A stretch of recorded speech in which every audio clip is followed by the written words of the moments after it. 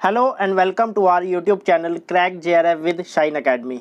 मेरा नाम तौसीफ है और मैं कॉमर्स सब्जेक्ट से नेट और जेआरएफ क्वालिफाइड हूँ। जैसा कि आपको पता है, हमने पेपर 1 के लिए एक सीरीज़ शुरू की है जिसका नाम है जेआरएफ सीरीज़ फॉर कॉमर्स। इस सीरीज़ में उन सभी इंपॉर्टेंट टॉपिक को कवर किया जाता है जो कि आपके अपकमिंग एग्ज़ाम के लिए बहुत ही ज़्यादा इम्पॉर्टेंट है। लास्ट वीडियो में हम इसी के बारे में डिस्कस कर चुके थे कि मिक्स्ड ग्रुप ऑफ टीचिंग क्या होता है।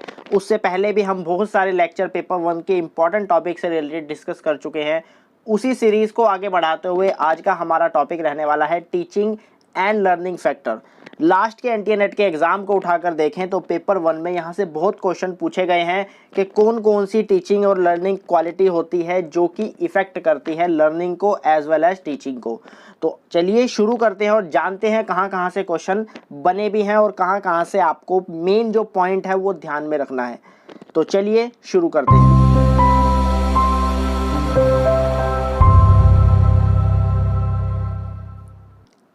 सबसे पहले मैं बताना चाहूँगा यहाँ पर टीचिंग और लर्निंग फैक्टर को अगर आपको याद रखना है तो आपको टीचिंग और लर्निंग क्वालिटीज़ याद रखनी होंगी, क्योंकि क्वालिटीज़ के बेस पर ही इनके फैक्टर को डिफाइन किया जाता है और ये देखा जाता है कि कितनी क्वालिटी में गिरावट आ रही है, कितनी क्वालिटी बढ़ रही है, उसी के अकॉर्डिंग ही लर्निंग और टीचिंग एबिलिटी इफ़ेक्ट होती है। तो चलिए शुरू करते हैं। बेसिक से हम एडवांस तक सारी चीज़ इसमें कवर करेंगे। सबसे पहले अगर हम टीचिंग और लर्निंग फैक्टर्स की बात करें, कुछ मेजर फैक्टर्स की, तो वो है जैसे पर्सनल क्वालिटीज़ में आ जाता है warmth, affectionate, sympathetic, democratic, optimistic and dynamic. इनका आपको मीनिंग ज़रूर पता होना चाहिए। वार्मथ का मतलब होता है किसी चीज़ को बड़ी ही गर्मजोशी से लेना, मीन्स उसके बारे में बड़ी गहनता से उसकी जांच करना। अफेक्शनेट का मतलब होता है अपने स्टूडेंट के साथ लगाव रखना। सिंपैथेटिक का मतलब होता है कि उनको वो सारी जानकारी देना, उनके साथ जुड़े रहना, उनके फ्यूचर के लिए सजग रहना। और डेमोक्रेटिक का मतलब होता है कि किसी एक की ना सुनकर पूरे ग्रुप की सुनना, पूरी क्लास की सुनना। ऑप्टिमिस्टिक का मतलब होता है कि दूरदर्शी, यानी उनके विचारों को ऐसा बना देना कि वो दूर तक सोच सके और अच्छा सोच सके। डायनामिक मतलब होता है कि अगर आपने एक चीज़ सिखा दी तो वहाँ पर टीचिंग का काम ख़त्म नहीं होता। एक चीज़ सिखाने के बाद तुरंत से दूसरी चीज़ पर आपको सिखाना शुरू कर देना है। तो इसी तरह से कुछ पर्सनल क्वालिटीज़ होती है एक टीचर्स की। प्रोफेशनल कॉम्पिटेंसीज़ की बात करें, यानी जो टीचिंग में चाहिए, वो है command on the subject matter, यानी आपकी सब्जेक्ट मैटर में क्या कमांड है, आपकी कम्युनिकेशन स्किल कैसी है, कैसे आप टीचिंग इंस्ट्रक्शन फैसिलिटीज़ को यूज़ कर पा रहे हैं, क्लासरूम को कैसे मैनेज कर पा रहे हैं, और साथ ही साथ जो आपके स्टूडेंट्स हैं उनको कैसे इवेल्युएट कर रहे हैं, उनको कैसे आप ग्रेड दे रहे हैं, कैसे आप उनको मार्क्स दे रहे हैं। ये बहुत ज़्यादा मैटर करता है। इनमें अगर थोड़ा भी ऊपर नीचे हुआ तो यहाँ पर लर्निंग और टीचिंग जो फैक्टर होंगे काफ़ी ज़्यादा इफेक्ट करेंगे। अब कुछ अदर फैक्टर्स भी है जो कि एक क्लासरूम में टीचर्स के द्वारा प्रैक्टिस किए जाते हैं, उनको भी हम वन बाय वन डिस्कस करते हैं। जैसे इसमें आता है पहला, follow text book reading by student, यानी जो टेक्स्ट बुक लगाई गई है, चाहे वो कोई भी लगाई गई है, उसको स्टूडेंट्स किस तरह से रीड करते हैं, किस तरह से समझते हैं। ट्रांसमिट इन्फॉर्मेशन थ्रू लेक्चर, आप जो लेक्चर प्रोवाइड करवा रहे हो क्या उसमें ट्रांसमिट कर रहे हो, कौन सी इन्फॉर्मेशन आप उसमें दे रहे हो। डिक्टेट नोट्स, नोट्स के बारे में आप कैसे बता रहे हो, और साथ ही साथ इम्पार्ट रिक्वायर्ड इन्फॉर्मेशन, यानी जो रिक्वायर्ड इन्फॉर्मेशन है उसको आप कैसे इम्पार्ट, यानी अपने आप में लागू कैसे कर रहे हो, स्टूडेंट्स को क्या दे रहे हो। तो ये बेसिकली एक क्लासरूम में टीचर्स के द्वारा कुछ प्रैक्टिस किए गए फैक्टर्स हैं जो कि काफ़ी ज़्यादा इफेक्ट करते हैं। अब हम वन बाय वन डिस्कस करेंगे teaching factor as well as learning factor. सबसे पहले अगर हम बात करें टीचिंग फैक्टर की, तो उसमें बहुत सारे ऐसे फैक्टर आ जाते हैं। वन बाय वन उनको भी हम डिस्कस करेंगे, जिसमें उसकी reflective thinking as well as उसकी जो प्रोफेशनल ट्रेनिंग है वो इफेक्ट करती है। पहला इसमें adapt new way to teach, यानी नए तरीके से पढ़ाने की कोशिश करना, नए तरीके को खोजना, और जो नया तरीका मिलता है उसको सिर्फ खोजना ही नहीं, उसको अडेप्ट भी करना। जैसे अब नए तरीके की बात करें तो पहले ऑफलाइन स्टडी पर ज़्यादा जोर दिया जाता था, लेकिन ड्यूरिंग लॉकडाउन ये देखा गया है कि बहुत सारे जो स्टूडेंट्स हैं वो ऑनलाइन स्टडी की तरफ ज़्यादा फोकस कर रहे हैं। साथ ही साथ involve students in teaching, teaching में इन्वॉल्व करना स्टूडेंट्स को, न्यू आइडिया जनरेट करना और उनकी प्रॉब्लम को सॉल्व करना, यानी जब वो आपके सामने प्रॉब्लम लेकर आए, प्रॉब्लम को सॉल्व करने के साथ साथ उनको एक न्यू आइडिया देना। साथ ही साथ उनको ग्रुप एक्टिविटी में टीच करना, कोऑपरेटिव लर्निंग के फॉलो करने के लिए उनको कहना। कोऑपरेटिव लर्निंग का मतलब होता है जब 5 या 6 लोग मिलकर आपस में एक सिमिलर टॉपिक के ऊपर डिस्कशन करते हैं उसको कोऑपरेटिव लर्निंग कहा जाता है। तो उसका भी यहाँ पर ध्यान रखा जाना चाहिए टीचर्स के द्वारा। अडॉप्ट इंटरेक्टिव अप्रोच, यानी इंटरेक्शन होनी चाहिए एक दूसरे के बीच में, स्टूडेंट की स्टूडेंट के साथ, स्टूडेंट की टीचर के साथ, और टीचर्स की टीचर्स के साथ भी। इस तरह से जब इंटरेक्टिव अप्रोच होगी तो बहुत ज़्यादा जो लर्निंग क्वालिटी है वो इम्प्रूव होगी। और अगर इसमें कुछ भी गिरावट आती है तो यहाँ पर इफ़ेक्ट भी ये हो सकती है। नेक्स्ट, कुछ टीचिंग क्वालिटीज़ की अगर बात करें, यानी मेजर जो क्वालिटीज़ होती है, क्वेश्चन यहीं से ही बनता है कि एक टीचर्स की क्या क्वालिटी होनी चाहिए उसके क्लासरूम में और वैसे स्कूल में या कॉलेजेस में, साथ ही साथ एक टीचर को क्या क्या होना चाहिए। यहाँ से क्वेश्चन बनते हैं 1 पॉइंट्स में और आपको बताना होता है कि फर्स्ट सेकंड थर्ड या थर्ड सेकंड फोर्थ कौन सा आंसर आपका रहने वाला है। आगे मैं इसमें एमसीक्यू भी लेकर आऊँगा जहाँ पर आपको ये पता लगेगा कि पिछले साल के क्वेश्चन किस तरह से पूछे गए हैं और जो अपकमिंग एग्ज़ाम का जो पैटर्न है वो किस लेवल का है। तो टीचिंग क्वालिटीज़ में फोकस ऑन क्लैरिटी पर फोकस करना है हमें, वैरायटी पर, टास्क ओरिएंटेशन पर, यानी जो टास्क दिया जा रहा है उस पर काम करना, engagement in learning task in classroom environment, engagement बनाना, यानी स्टूडेंट की टीचर्स के साथ अच्छी इंगेजमेंट होनी चाहिए, एक दूसरे के साथ वो हर चीज़ शेयर कर सकें। एक टीचर एक डॉक्टर की तरह होता है। डॉक्टर की तरह कैसे कि वो आपको सलाह देता है कि आपको क्या करना चाहिए क्या नहीं करना चाहिए। एक टीचर पायलट की तरह भी हो सकता है कि वो आपको करके दिखाता है, जैसे पायलट अपने को पायलट को सिखाता है कि ये जहाज़ ऐसे उड़ता है, यानी उसको साइमुलेट करके दिखाता है। सेम काम टीचर का भी है। टीचर भी अपने स्टूडेंट्स को लिख कर दिखाता है कि इस तरह से ये काम होता है। इंजीनियर भी हो सकता है क्योंकि एक टीचर फ्रेमवर्क बनाता है आपके करियर के लिए। काउंसलर तो है ही क्योंकि टाइम टू टाइम वो आपको गाइड करता है, आपको काउंसलर करता है कि ये इस चीज़ में आपकी जो क्वालिटी है वो इम्प्रूव होगी, यहाँ पर आप सक्सेस पा सकते हैं। इस तरह की जो टीचिंग स्किल है उनको कहा जाता है मेटाकोर स्किल। आई रिपीट, जो फोकस ऑन क्लैरिटी है, वैरायटी है, टास्क एंड ओरिएंटेशन है, engagement in learning task in classroom environment, यानी जो एक क्लासरूम के अंदर जो भी कुछ हो रहा है उसको अगर हम स्किल को डिस्कस करेंगे तो उसको बोलते हैं मेटाकोर स्किल। और जब इन्हीं स्किल के लिए कुछ अलग से स्किल बनाई जाती है तो उनको कहा जाता है पॉलीक्रेस्ट स्किल, यानी जो इन मेजर स्किल की सहायता करते हैं। फॉर एग्जांपल सब्जेक्ट मैटर, कि सब्जेक्ट मैटर कैसा है, तभी तो वहाँ पर क्लैरिटी पर फोकस होगा, तभी तो वहाँ पर वैरायटी होगी। इस तरह की जो स्किल हैं वो यहाँ पर सब स्किल रूप के कहा जाता है और इनका नाम दिया गया है पॉलीक्रेस्ट स्किल। एनसीईआरटी ने भी कुछ यहाँ पर स्किल, कुछ टीचिंग स्किल के बारे में बताया गया है जो कि एक टीचिंग और लर्निंग को काफ़ी ज़्यादा इफेक्ट करती है। तो 1 बाय 1 हम इनको भी डिस्कस करेंगे। मोस्ट इंपॉर्टेंट में आप इसको डाल लीजिए क्योंकि यहाँ से क्वेश्चन एग्जाम में बन चुका है कि एनसीईआरटी ने कौन कौन से लर्निंग या टीचिंग स्किल को मेंशन किया है। पहला आता है इसमें राइटिंग इंस्ट्रक्शनल ऑब्जेक्टिव, यानी यहाँ पर इंस्ट्रक्शनल ऑब्जेक्टिव को राइट करना कि आप जो पढ़ा रहे हो उसका क्या ऑब्जेक्टिव है। ऑर्गेनाइजिंग द कंटेंट, जो आपका कंटेंट है उसको ऑर्गेनाइज करना, उसको यूनिट में, उसको चैप्टर में बांटना।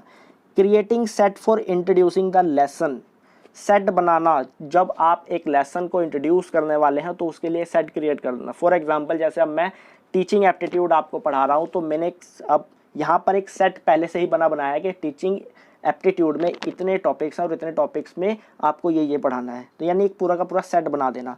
इंट्रोड्यूसिंग अ लेसन, लेसन को इंट्रोड्यूस करना, यानी उसके बारे में 1 मिनट 2 मिनट बताना कि वो लेसन की क्या उसके बेनिफिट है, कहाँ वो काम आता है। स्ट्रक्चरिंग क्लासरूम क्वेश्चंस, क्लासरूम में जो क्वेश्चंस होते हैं, जो क्वेरीज होती हैं उनको स्ट्रक्चर्ड करना, यानी ऐसे नहीं कि कुछ भी पूछ रहा है, टॉपिक से रिलेटेड ही वहाँ पर बात होनी चाहिए। Question delivery and it's distribution, यानी क्वेश्चन को डिलीवर करना और एंड इट्स डिस्ट्रीब्यूशन मतलब दूसरों तक पहुंचाना भी, यानी जो आप क्वेश्चन डिलीवर कर रहे हैं वो सभी के माइंड में बैठ जाए, चाहे सभी से उसका आंसर मिले ना मिले, लेकिन ये ज़रूरी है कि वो सभी तक क्वेश्चन अच्छे से पहुंच जाना चाहिए। और इसमें जो स्किल आती है वो आती है रिस्पॉन्स मैनेजमेंट, यानी रिस्पॉन्सिवनेस बनाना अपने स्टूडेंट को। ये नहीं कि आप बोल रहे हैं और वो सुन रहे हैं या काम खत्म, नहीं, रिस्पॉन्सिवनेस बहुत ज़्यादा ज़रूरी है। एक्सप्लेनिंग, यानी आप अपने कंटेंट को एक्सप्लेन कर रहे हैं। इलस्ट्रेटिंग विद एग्जाम्पल, ये नहीं कि सिर्फ आप जस्ट पढ़ा रहे हैं, उसके साथ साथ आप कुछ अगर रियल लाइफ एग्जाम्पल भी दें तो वो आपकी क्वालिटी को बहुत ज़्यादा इंप्रूव करेंगे। यूजिंग टीचर इंस्ट्रक्शनल फैसिलिटीज़, जो आपको इंस्ट्रक्शनल फैसिलिटीज़ दी गई है, चाहे वो CD-ROM हो, चाहे वो आपकी चाहे वो आपका बोर्ड हो, कोई बहुत सारे जो टीचिंग एड्स होते हैं ऑनलाइन ऑफलाइन, उसकी फैसिलिटीज़ आप अच्छे से यूज़ कर सकते हैं। स्टिमुलस वेरिएशन, स्टिमुलस का मतलब होता है एकदम से उत्तेजित हो जाना, एक तरफ से एकदम मोटिवेट हो जाना और दूसरों को भी इसी तरह से वेरिएट कर देना। पेसिंग ऑफ द लेसन, यानी लेसन को पेस देना, ये भी नहीं कि इतना स्लो हो जाए कि आपका जो सिलेबस है वही खत्म ना हो, और इतना भी फास्ट ना हो जाए कि किसी को भी समझ ना आए, यानी एक प्रॉपर पेस होना चाहिए सब्जेक्ट के अकॉर्डिंग। प्रोमोटिंग प्यूपिल पार्टिसिपेशन, प्यूपिल का मतलब होता है यानी जो आपके स्टूडेंट्स हैं उनकी पार्टिसिपेशन ज़्यादा से ज़्यादा प्रमोट होनी चाहिए, ज़्यादा से ज़्यादा आपके क्लासरूम में होनी चाहिए। यूज़ ऑफ ब्लैक बोर्ड, जितना आप ब्लैक बोर्ड का यूज़ ज़्यादा करोगे उतना इफ़ेक्टिव रहता है, क्योंकि ये देखा जाता है कि जब हम कम्युनिकेशन पढ़ेंगे तो वहाँ पे हम डिस्कस करेंगे, ये देखा गया है कि अगर जो आप सुन रहे हो उसका इफ़ेक्ट जो आप सुन रहे हो प्लस देख रहे हो उससे काफ़ी कम होता है। यानी अगर आप सिर्फ चीज़ को सुन रहे हो तो वो आपके दिमाग में इतनी देर तक नहीं रहती, लेकिन अगर आप सुनने के साथ साथ उसको देख भी रहे हो, जैसे मैं अब यहाँ पर आपको पढ़ा रहा हूँ तो आपके सामने स्लाइड्स है, मैं बोल रहा हूँ तो आपके माइंड में ये काफ़ी लंबे समय तक रह सकती है। तो इसी तरह से ब्लैक बोर्ड का अगर यूज़ होगा तो वो उसकी क्वालिटीज़ को काफ़ी ज़्यादा इम्प्रूव करेगा। साथ ही साथ achieving closure of the lesson, यानी जो उसका क्लोज़र है यानी जो उसकी समरी है उसको काफ़ी ज़्यादा उसको अच्छे तरीके से समझाना, और जब आप उसको समझा चुके तो उनको क्या देना, उसके ऊपर असाइनमेंट्स। असाइनमेंट्स क्या होता है कि वो अपनी क्रिएटिविटी दिखा सकें कि अब आपने इतना पढ़ा दिया, अब ये आगे इसके ऊपर क्या एक्सप्लोर कर सकते हैं। साथ ही साथ प्यूपिल की प्रोग्रेस को इवेल्युएट करना, उनको ग्रेड देना, उनकी तारीफ़ करना, उनको बताना कि आप यहाँ पर वीक हैं, यहाँ पर आप स्ट्रॉन्ग हैं, ये आपकी कमियाँ हैं, ये आपकी जो स्ट्रेंथ है, सारी की सारी चीज़ें उनको पहले से ही बता कर रखना। Diagnosing pupil learning difficulties and taking remedial measure, यानी डायग्नोसिंग का मतलब होता है कि उनको ओवरऑल जज करना, उनको ओवरऑल प्रोसेस करना, किसको, जो प्यूपिल की लर्निंग डिफ़िकल्टीज आ रही है। और साथ ही साथ मैनेजमेंट ऑफ द क्लास बहुत ज़्यादा ज़रूरी है कि अगर क्लास में प्रॉपर मैनेजमेंट नहीं होगी, टाइम मैनेजमेंट नहीं होगी, स्ट्रेस मैनेजमेंट नहीं होगी, तो ये सारी की सारी जो स्किल है वो काम नहीं आएगी। क्योंकि अगर आपके स्टूडेंट्स आपके साथ अच्छा बिहेव नहीं कर रहे, आप टाइम पर नहीं जा रहे, आप अपने लेसन्स को अच्छे से नहीं दे रहे, तो ये जितनी भी क्वालिटीज़ हैं वो सब बेकार हो जाएंगी। तो हम कह सकते हैं कि ये जो सारी की सारी जो टीचिंग क्वालिटीज़ हैं एक दूसरे के ऊपर डिपेंड है। मैं इसको दोबारा रिपीट करूंगा कि ये जो स्किल है टीचिंग की वो एनसीईआरटी ने 1982 में कोर टीचिंग स्किल के अंदर पब्लिश की थी। तो अगर क्वेश्चन आ जाए तो what is the core teaching skill, 3-4 point होंगे तो आपको उसमें से सेलेक्ट करना होगा। अब हम चलते हैं लर्निंग फैक्टर्स के ऊपर, यानी हमने बात कर ली एक टीचर्स के अंदर ये क्वालिटीज़ होनी चाहिए, अगर ये ना हुई तो उसी हिसाब से उसके फैक्टर क्या होंगे, इफ़ेक्ट करेंगे। लेकिन लर्नर की भी तो कुछ क्वालिटीज़ होनी चाहिए, बिना क्वालिटीज़ के कुछ भी नहीं सीखा जा सकता। तो कौन कौन सी ऐसी क्वालिटीज़ है जो एक लर्नर को एक परफेक्ट लर्नर बनाती है। पहला आता है मोर इंटेंसिटी ऑफ लर्निंग, यानी इंटेंसिटी का मतलब होता है आपकी जानने की इच्छा रखना, कि जब तक लर्नर की खुद की ही इच्छा नहीं होगी पढ़ने की उसको कोई भी नहीं पढ़ा सकता। मोर रिटेंशन, यानी रिटेंशन का मतलब होता है कि उसके माइंड में वो रिटेंड यानी बचा कर रखना, ये नहीं कि आपने एक चीज़ समझाई और वो 2 दिन बाद उड़ गई, ऐसा नहीं होना चाहिए, उसको टाइम टू टाइम उसको याद भी करते रहना चाहिए। जॉयफुल लर्निंग, स्ट्रेस ना हो किसी भी तरह का आपके ऊपर, जॉयफुल हो, मजे हंसी मजाक में सीखिए, यानी अच्छा प्रोडक्टिव सीखिए और कुछ भी ऐसा माइंड में नहीं घुसे जो कि आपको स्ट्रेस में ला दे। More scope of cognitive development, cognitive का मतलब होता है आपके माइंड से रिलेटेड, यानी आपकी मेंटल एबिलिटी। मेंटल एबिलिटी को जितना आप डेवलप करेंगे उतनी आपकी जो स्किल है बाकी वो भी ऑटोमेटिकली डेवलप हो जाएंगी। सेल्फ डायरेक्टेड लर्निंग, ये होता है कि आपको सामने वाला बताए तब ये काम नहीं करना, आपको खुद से भी मेहनत करनी है। एक तो ये होता है कि सामने वाले टीचर ने आपको 4 लेसन बताए, आपने 4 लेसन कर लिए, काम खत्म। सामने वाले ने 4 बताए, अगर आप 5 कर रहे हैं तो उसको कहते हैं सेल्फ डायरेक्टेड लर्निंग।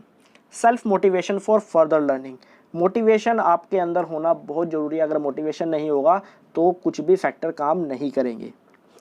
अब टीचिंग भी हमने पढ़ लिए फैक्टर, लर्निंग फैक्टर भी बन लिए, अदर फैक्टर क्या हो सकते हैं जो एनवायरनमेंट में होते हैं, जो और भी फैक्टर होते हैं वो किस तरह से होते हैं।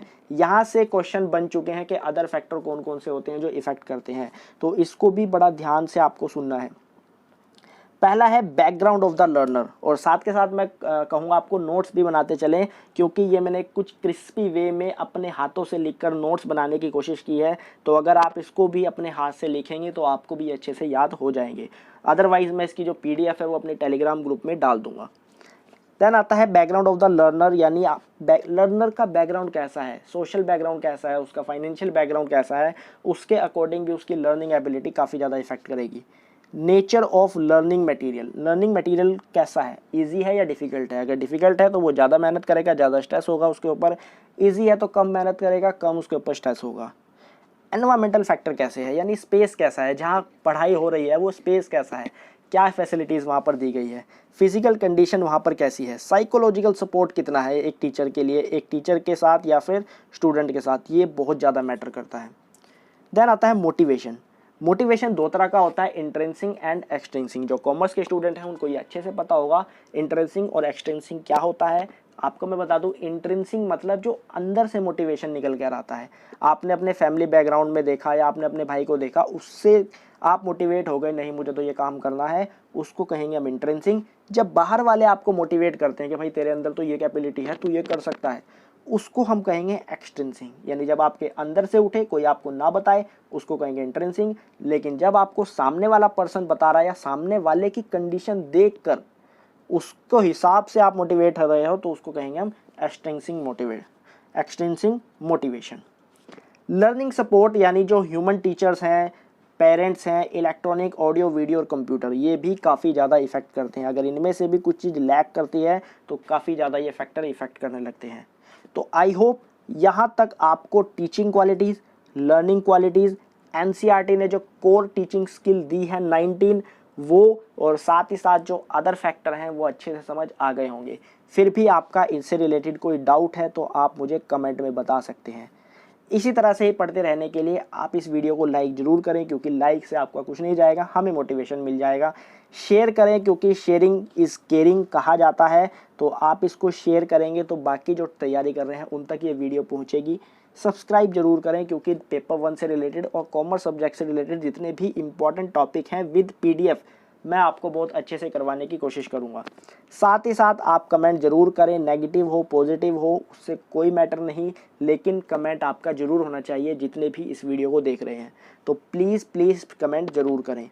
आप व्हाट्सएप ग्रुप को ज्वाइन कर सकते हैं, हमारे टेलीग्राम ग्रुप को ज्वाइन कर सकते हैं जहां पर आपको इसकी PDF प्रोवाइड की जाएगी। इंस्टाग्राम पर आप हमें फॉलो कर सकते हैं, और साथ ही साथ हमारा फेसबुक पेज है Shine Academy for UGC NET mock test, वहां पर भी आप हमें लाइक कर सकते हैं, जहां पर पेपर 1 से रिलेटेड डेली वहां पर टेस्ट दिए जाते हैं, उनकी एक्सप्लेनेशन भी दी जाती है।